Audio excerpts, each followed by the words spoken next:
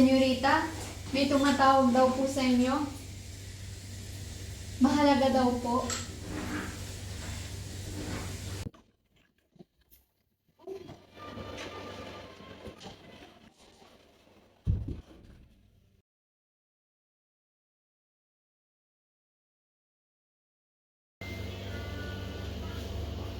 Buenos dias, Binibini. Ako raw ang iyong tinawag. Sino ka at ano ang iyong nais na pag-usapan?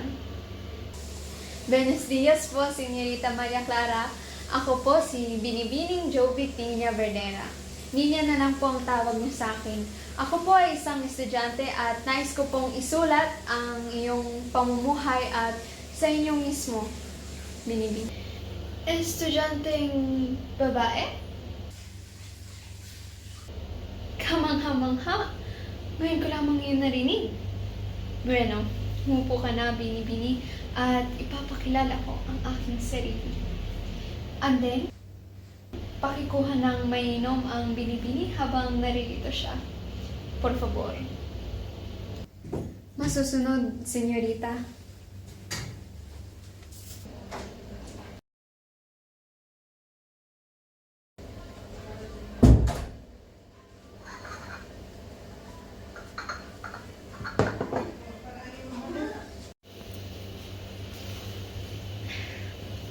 Gracias, Sandeng. Pwede ka nang bumalik sa iyong mga gawain.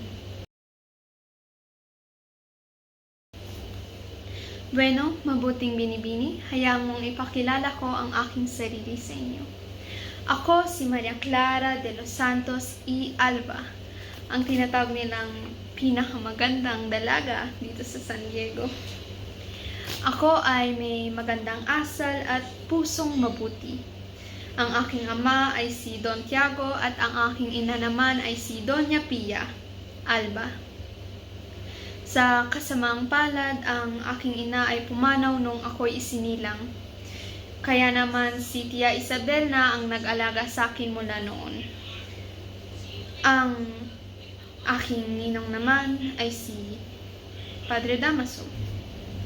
Naalala ko tuloy si Crisostomo Ibarra, ang aking kasintahan noon. Alam ko na hindi gusto ni Padre Salvi at Padre Damaso si Crisostomo, at hindi ko rin gusto ang ugali ni Padre Salvi. Sa tuwing naiisip ko at naalala ko ang mga bagay na ito, lungkot at bighati ang aking nadarama. Iniisip ko noon kung paano kung ang pagmamahala namin ni Crisostomo ay magdulot ng mga problema at pagsubok. At hindi ako nagkamali doon. Kababata ko si Crisostomo Ibarra. Bata pa lamang kami ay pinagkasundo na kami ng aming mga ama. Ngunit kailangan niyang mag-aral sa Europa at ako naman ay nag-aral sa Beaterio ng Santa Clara. Napakahirap para sa akin na mabuhay sa isang lipunang punong-puno ng paghihipit at pagbabanta. Ngunit sa kabila ng lahat ay hindi ako nawalan ng pag-asa at nanatili akong matatag at buong pusong nagmamahal. Hindi ko hahayaang mawalan ako ng paniniwala sa ating Panginoon.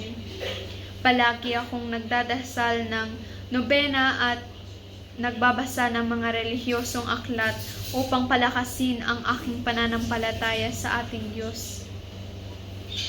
Alam kong sa bawat sandali ay kasama ko ang Panginoon at ang Kanyang gabay. Hindi ko lubos na maisip ang lahat ng aking pinagdaanan sa buhay, Binibini. Hindi ko alam kung paano naging ganito kakomplikado ang lahat.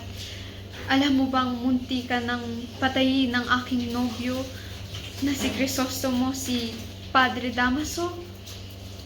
Hindi ko nga alam kung paano ko naharap ang sitwasyon na iyon.